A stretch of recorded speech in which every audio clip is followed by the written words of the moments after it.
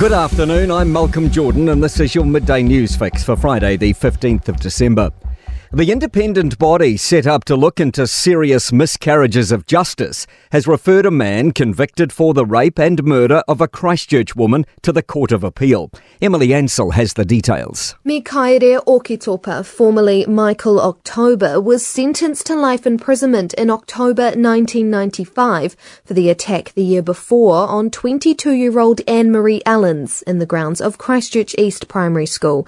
The Criminal Cases Review Commission says new evidence suggests Oketopa's confessions to police were likely to be false and is questioning the integrity of the investigation. This is the second ever case the Commission's referred to an appeal court.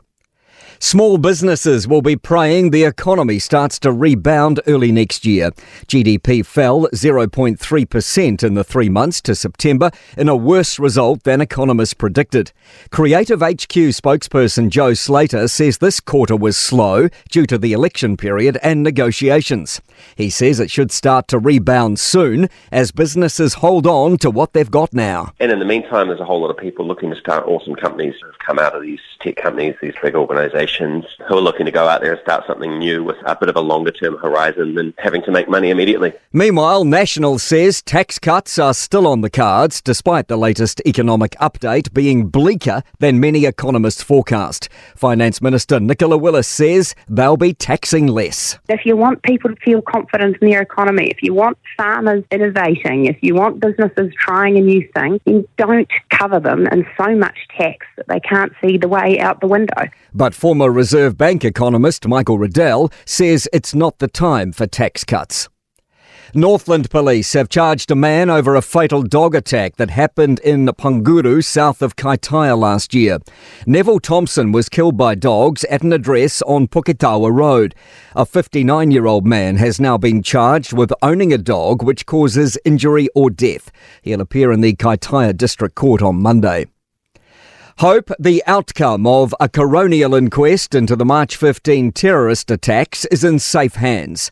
Deputy Chief Coroner Bridget Windley's had the tough job of determining the cause and circumstances of the deaths of 51 worshippers, hearing from witnesses over the last 6 weeks.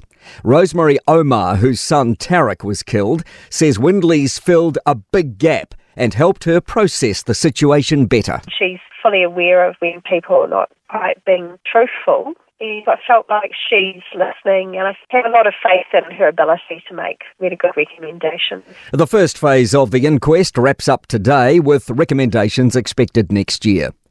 The recent COVID spike is causing stocks of the antiviral drug Paxlovid to run dry. Health authorities have confirmed that chemists in the north have either completely run out or are running very low of the drug used to keep COVID-19 patients out of hospital. To sport, Sale GP boss Sir Russell Coutts has conceded to a misjudgment in plans for Auckland to host next year's New Zealand leg. The event has been moved to Littleton due to spectator availability issues. Russian President Vladimir Putin has questioned the Olympic governing body's rules, mandating that his comrades can only compete at the Paris Games as neutrals. And 6 Argentine shirts worn by footballer Lionel Messi during their World Cup winning run last year have sold for $12.5 million at Auction House Sotheby's. I'm Malcolm Jordan. That's your latest news fix. We'll be back with the next update at 5 p.m. from the Newstalk ZB newsroom.